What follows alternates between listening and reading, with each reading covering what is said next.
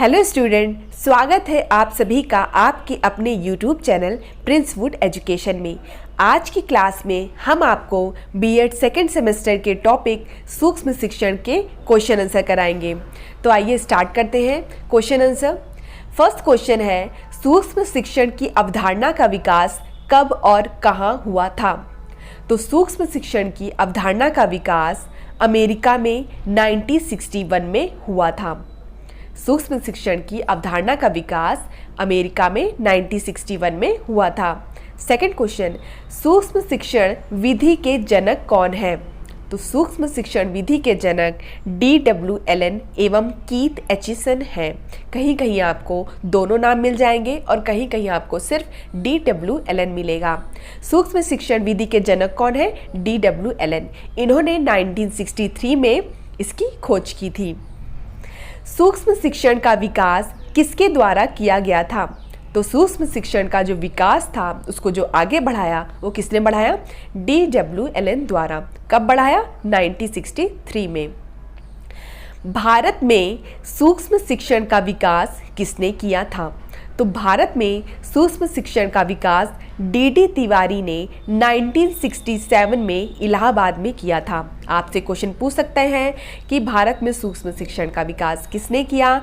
तो आपको आंसर देना है D.D. तिवारी। कब किया था? 1967 में। और कहाँ पर किया था? इलाहाबाद में किया था। NCERT के द्वारा सूक्ष्म शिक्षण चक्र की अवधि कितनी निर्धारित की गई है? क्वेश्चन होगा कि जो NCERT के द्वारा सूक्ष्म शिक्षण चक्र की अवधि कितनी निर्धारित की गई है? 36 मिनट। मैंने आपको पिछली वीडियो में बताया था कि 36 मिनट किन किन को काउंट करने से आ रहा था कि सबसे पहले माइक्रो टीचिंग साइकिल जो थी उसमें क्या क्या आया था और सब क्या थे? 6 मिनट के थे और जो पुनर्योजना थी वह 12 मिनट की थी। ठीक है। नेक्स्ट क्वेश्चन, सूक्ष्म शिक्षण का विकास किस विश्वविद्यालय में हुआ? तो सूक्ष्म शिक्षण का विकास स्टैनफोर्ड विश्वविद्यालय में हुआ था। सूक्ष्म शिक्षण का विकास एलन द्वारा कब किया गया था? तो सूक्ष्म शिक्षण का विकास एलन द्वारा, जो कि कौन थे? सूक्ष्म शिक्षण के जनक थे, उनके द्वारा 1963 में किया गया था। नेक्स्ट क्वेश्चन, सूक्ष्म शिक्षण समस्त शिक्षण को लघु क्रियाओं में बांटता है, यह कथन किसका है? यह इंपॉर्टेंट क्वेश्चन है, ये पूछे जाते हैं आपके उसमें एग्जाम में। तो इसमें पूछा गया है कि सूक्ष्म शिक्षण समस्त शिक्षण को लघु क्रियाओं में, मतलब छोटी छोटी क्रियाओं में बांटता है, यह कथन किसने कहा था? तो यह कथन D.W. एलन द्वारा कहा गया था। नेक्स्ट क्वेश्चन, NCERT के अनुसार सूक्ष्म शिक्षण में छात्रों की संख्या कितनी होनी चाहिए? तो NCERT के अनुसार सूक्ष्म शिक्षण में छात्रों की संख्या 5 से 10 तक होनी चाहिए, ऐसा NCERT ने कहा है। नेक्स्ट क्वेश्चन, सूक्ष्म शिक्षण के पद कौन कौन से हैं? तो सबसे पहला पद है सूक्ष्म पाठ योजना तैयार करना। दूसरा है विशिष्ट कौशलों की रूपरेखा तैयार करना। तीसरा है पुनः मूल्यांकन करना। तो सूक्ष्म शिक्षण के पद कौन कौन से हैं? आपको क्वेश्चन में दे देगा कि कौन सा पद नहीं है। तो आपको अगर ये पता है कि कौन से पद हैं तो आप उसको आसानी से देख सकते हैं, आसानी से टिक कर सकते हैं। पहला है सूक्ष्म पाठ योजना तैयार करना। दूसरा है विशिष्ट कौशलों की रूपरेखा तैयार करना। तीसरा है पुनः मूल्यांकन करना।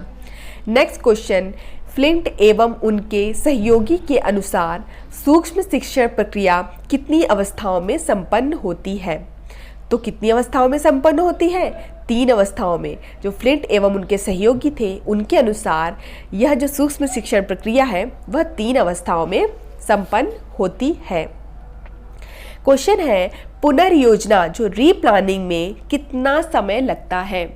पिछली वीडियो में मैंने आपको बताया था कि जो रीप्लानिंग है पुनर्योजना में सबसे ज़्यादा 12 मिनट लगते हैं, जो कि और सब में से सबसे ज़्यादा है। सब में 6 मिनट लगते हैं और इसमें 12 मिनट लगते हैं। तो आपसे क्वेश्चन में यही, क्योंकि सबसे डिफरेंट यही था, तो इसमें 12 मिनट लगते हैं और टोटल टाइम कितना लगता है? 36 मिनट। सूक्ष्म शिक्षण को और किस नाम से जाना जाता है? सूक्ष्म शिक्षण को और स्केल डाउन टीचिंग अप्रोच के नाम से जाना जाता है। स्केल डाउन अप्रोच के नाम से जानते हैं। आपसे क्वेश्चन पूछ सकते हैं कि स्केल डाउन अप्रोच किसे कहते हैं या इनके क्या नाम हैं। तो सूक्ष्म शिक्षण, सूक्ष्म शिक्षण मतलब ही हुआ कि बहुत ही कम समय में जो शिक्षण किया जाता है और कम छात्रों को लेकर किया जाता है, कम समय में कम छात्रों को लेकर जो शिक्षण किया जाता है उसे ही सूक्ष्म शिक्षण कहते हैं। ठीक है, नेक्स्ट क्वेश्चन है, सूक्ष्म शिक्षण में एक समय में कितने प्रशिक्षण पर बल देते हैं। तो यह वास्तविक कौशल है। कुछ क्वेश्चन पूछा आता है कि यह कैसा कौशल है, तो यह वास्तविक कौशल है। इसमें एक समय में एक ही कौशल के प्रशिक्षण पर बल देते हैं। मतलब एक समय में आप एक ही कौशल के प्रशिक्षण पर बल देंगे और यह वास्तविक कौशल है। नेक्स्ट क्वेश्चन है, सूक्ष्म शिक्षण चक्र को क्रमानुसार बनाइए। तो सबसे पहले क्या हो जाएगा, सबसे पहले योजना आती है। मैंने आपको वहाँ बताया था सबसे पहले क्या आती है, योजना आती है। योजना के बाद में शिक्षण आता है। शिक्षण के बाद में प्रतिपुष्टि मतलब फीडबैक आएगा। फीडबैक के बाद में पुनः पाठ्य योजना, पुनः शिक्षण और पुनः प्रतिपुष्टि। ठीक है, पुनः सबसे पहले योजना आएगी, फिर शिक्षण आएगा, फिर प्रतिपुष्टि मतलब फीडबैक आएगा, फिर हम रिपीट करेंगे, पुनः पाठ्य योजना आएगी, पुनः शिक्षण आएगा और पुनः प्रतिपुष्टि आएगा। ठीक है, तो ये आपको आ सकता है कि इसको क्रम के अनुसार लगाइए। कोई प्रतिपुष्टि पहले दिया होगा, शिक्षण बाद में दिया होगा, तो आपको ये पता होगा, तो आप इसको अच्छे से कर पाएंगे। तो इस तरह से हमारा टॉपिक सूक्ष्म शिक्षण पूरी तरह से कंप्लीट हुआ। बीएड की सभी क्लासेस देखने के लिए डिस्क्रिप्शन में दिए गए लिंक में जाकर आप देख सकते हैं। धन्यवाद।